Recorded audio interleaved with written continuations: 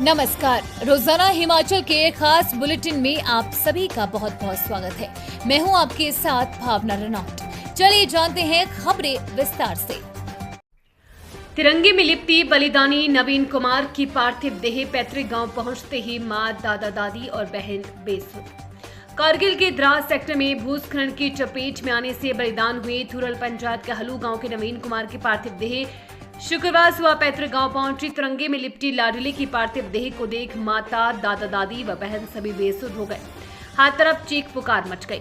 इस दौरान बलिदानी को श्रद्धांजलि व अंतिम विदाई देने के लिए पहुंचे सैकड़ों लोगों की आंख भी नम हो गई। पूरा क्षेत्र नवीन कुमार अमर रहे, भारत माता की जय के नारों से गूंज उठा। बलिदानी का आज सैन्य सम्मान के साथ अंतिम संस्कार होगा। नवीन कुमार की माता और बहन का रो रो कर बुरा हाल है। बलिदान की सूचना मिलने के बाद बहन भी घर पहुंच चुकी है। माता और बहन ने अन्न का एक भी दाना ग्रहण नहीं किया। बता दें, कारगिल से बलिदानी की पार्थिव देह गुरुवार देर शाम पालमपुर पहुंची थी। शाम होने के चलते पार्थिव देह को बलिदान के पैतृक गांव में नहीं पहुंचाया जा सका। शुक्रवार सुबह बलिदानी का पार्थिव देह को पैतृक गांव में पहुंचाया गया। गुरुवार को भी जवान के घर परिजनों का ढांढस बंधाने के लिए लोग पहुंचते रहे।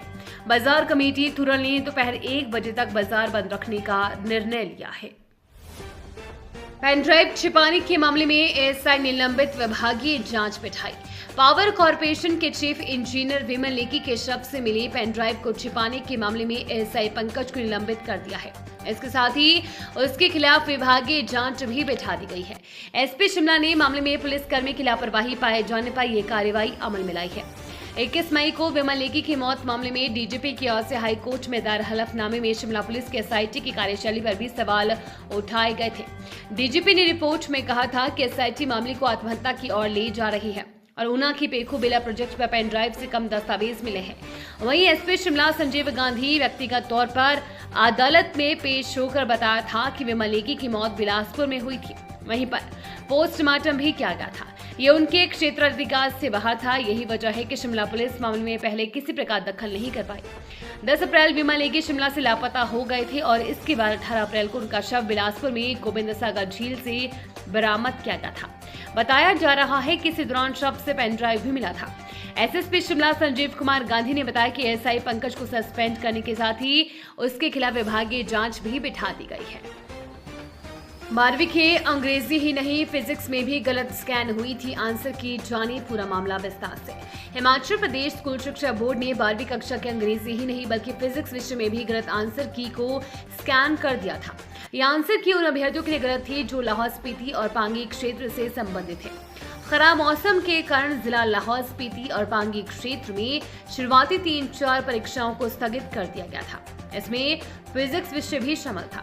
जानकारी के अनुसार हिमाचल प्रदेश स्कूल शिक्षा बोर्ड ने गलत आंसर की को स्कैन करने की गलती सिर्फ 12वीं कक्षा के अंग्रेजी विषय में नहीं बल्कि जमा 2 कक्षा के फिजिक्स विषय के आंसर की में भी दोहराया है।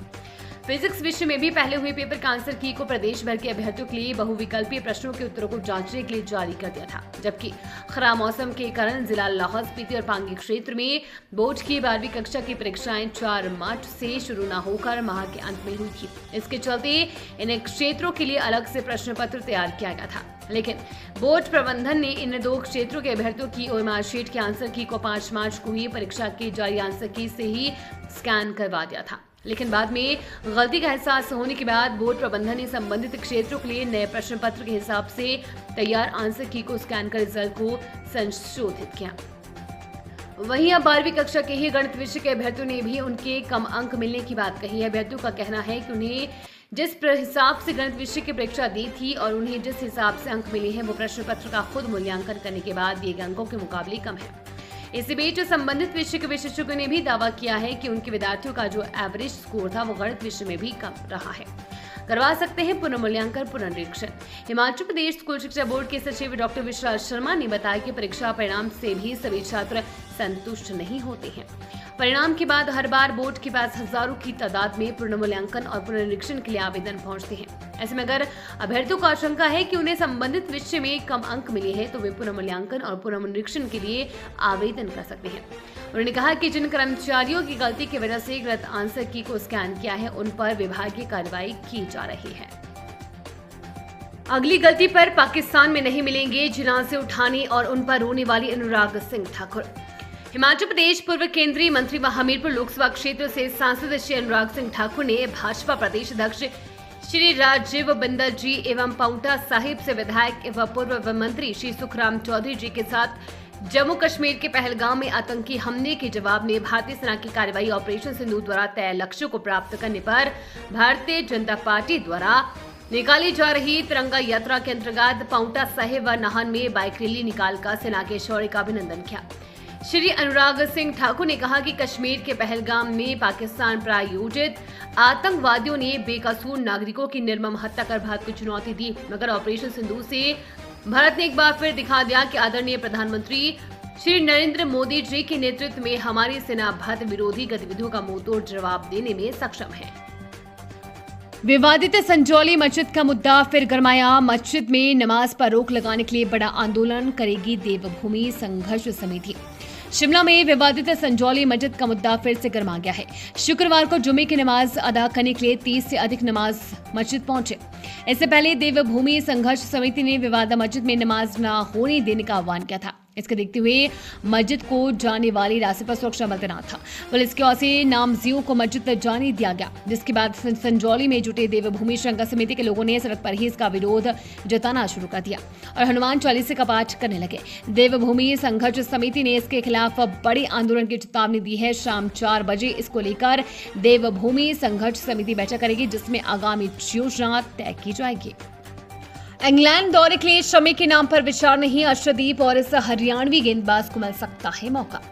सनराइजर्स हैदराबाद से खेल रहे शमी ने चोट से वापसी के बाद अंतर्राष्ट्रीय स्तर पर छोटे छोटे स्पेल डाले या अधिकतम 10 ओवर गेंदबाजी की है। ऐसे में बीसीसीआई की मेडिकल टीम ने अजीत अगरकर की अगुवाई वाली चयन समिति को बताया है कि शमी टेस्ट मैच में पूरी जान के साथ पूरी सारी ओवर करने के लिए तैयार नहीं है। पहला हॉकी इंडिया मास्टर्स कप 18 जून से चेन्नई में, इंडियन ओपन सर्फिंग 23 मई से। राष्ट्रीय सर्फिंग चैंपियनशिप सीरीज का दूसरा चरण इंडियन ओपन सर्फिंग का छठा सत्र 23 मई से 1 जून तक खेला जाएगा। एआई की काली दुनिया। एआई से बात करने के बाद बच्चे ने की आत्महत्या, मुसीबत में फंसा गूगल, ये है मामला।